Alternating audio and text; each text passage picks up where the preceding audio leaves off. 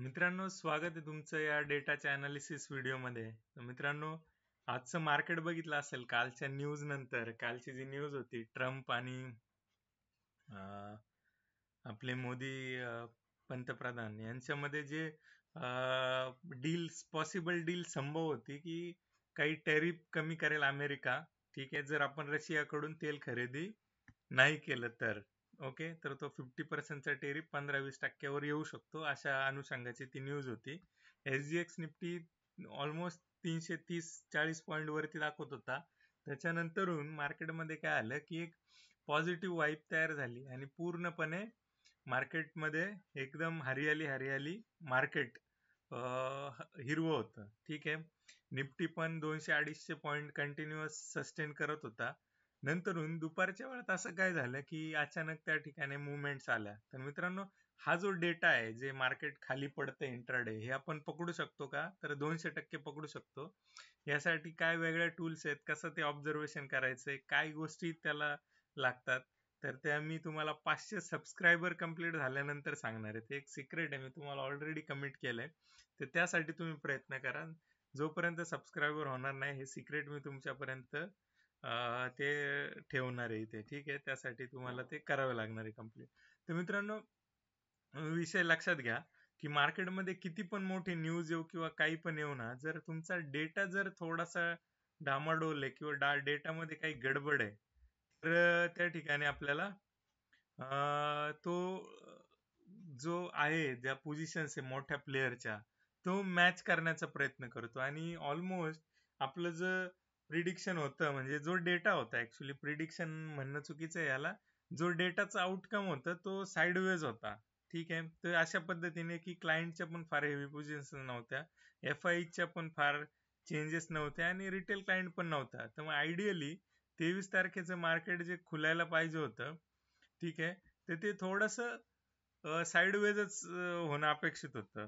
पण आता जर एवढ्या हेवी पोझिशन्स FIच्या आणि प्रोच्या अडकलेल्या आहेत, तर त्यांना ते हजम नाही होणार की आम्ही घेऊन चाललोय साईडवेज. आयदर ते बायर असू द्या नाही तर सेलर असू द्या, पण डेटा जो चेंज झाला तो ओव्हरऑल दोघांसाठी घातकच होता. आयदर बायरसाठी पण आणि सेलरसाठी पण. आणि मोठे मेजॉरिटी ऑफ प्लेयर आहेत ना, सेलर असतात. तर त्यांच्यासाठी ते मार्केट त्या लेवलला येणं फार इम्पॉर्टंट होतं. हे तुम्हाला वेगळं सांगायची गरज नाही, डेटाच्या अनालिसिस मध्ये तुम्ही शिकलेला आहात.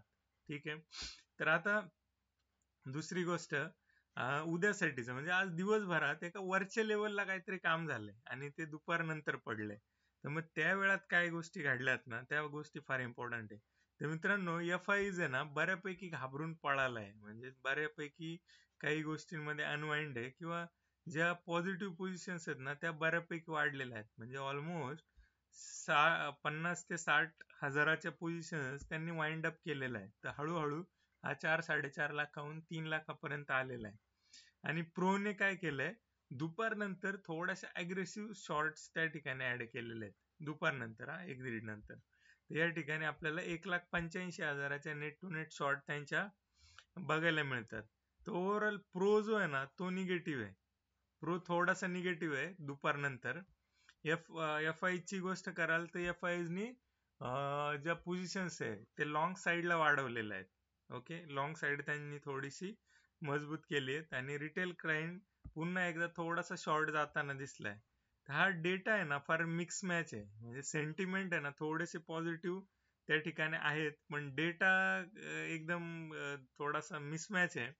हा डेटा काही असा पर्टिक्युलर त्या ठिकाणी आपल्याला डायरेक्शन घेऊन चालण्यासारखा नाहीये. पण मित्रांनो, सेंटिमेंट जे आहेत ना, ते थोडेसे वरती राहून आणि मार्केट पुन्हा ते खाली येण्यासाठी रेडी होऊ शकतं. ठीक आहे, म्हणजे आफ्टर बिग ओपनिंग मार्केट मे फॉल. म्हणजे काय की वरच्या लेवलला जर चुकून ओपन झालं तर ते थोडंसं खाली येण्याचे चान्सेस जे आहेत ना, ते वाढतील. ठीक आहे, तर अशा हिशोबाचं अनालिसिस आहे माझं. बघूया काय होतंय. बऱ्यापैकी डेटा फार चांगलं वर्क करतो, पण काही काही कंडिशन्सला काय होतं की न्यूज त्याला ओव्हरहेल्म करते. तर हे न्यूज कधी मध्ये येत राहतील, आपल्याला काय घाबरायचं नाही. आपला लॉंग टर्मचा फॉर्म्युला आहे. तर लॉंग टर्मचा फॉर्म्युला तुमच्याकडे नसेल तर तुम्हाला पहिल्यांदा 500 सबस्क्राईब करावे लागतील आणि नंतर लिंकमध्ये जे डिटेल्स दिलेले आहेत त्या चेकआउट कराव्या लागतील. मित्रांनो, असा एक फॉर्म्युला आहे की ज्याच्यामध्ये इंट्राडे 100, 200, 50, 20 जे पण पॉईंट वर खाली जातं ना, त्याने आपल्याला काय काडी मात्र फरक पडतो. ठीक आहे, काही फरक पडत नाही. असा एक परफेक्ट फॉर्म्युला आहे ऑप्शन मधला. फ्युचर टू ऑप्शन आपण ते हेच करतो. कुठल्याच पोझिशन नेकेड ओपन नसतात. तुम्हाला इंट्राडे ट्रेड करण्याची काही आवश्यकता नाही. जे मार्केट वर जातं खाली जातं, हा वर गेला तो खाली, याची अजिबात घेणं देणं नाही. ओव्हर ट्रेड अजिबात होणार नाही. तर असं असताना सुद्धा एक फॉर्म्युला मी क्रिएट केलाय आणि तो मी तुम्हाला शिकवण्यासाठी रेडी आहे. त्यासाठी तुम्हाला कमेंट बॉक्समध्ये जाऊन चेकआउट करायचंय आणि त्या डिटेल्स हे केल्यानंतर एनरोल करून पुढची जर्नीसाठी तुम्हाला रेडी व्हायचंय. तर मित्रांनो, एकदम नॉमिनल फी मध्ये तुम्हाला मी हे देण्याचा प्रयत्न करतोय. इच्छुक असाल, जेन्युइन असाल तरच ऍड व्हा. नाहीतर मार्केटमध्ये ऑलरेडी खूप टाइमपास करून झालाय तुमचा, इथून पुढे करत राहा. त्याबद्दल काही हे नाही. शिकण्यासाठी इच्छुक असाल, शेवटपर्यंत व्हिडिओ बघितलाय, नक्कीच तुम्ही इंटरेस्टेड आहे, त्याबद्दल तुमचे धन्यवाद. आणि आजच्या व्हिडिओमध्ये थांबूया मित्रांनो. थँक्यू.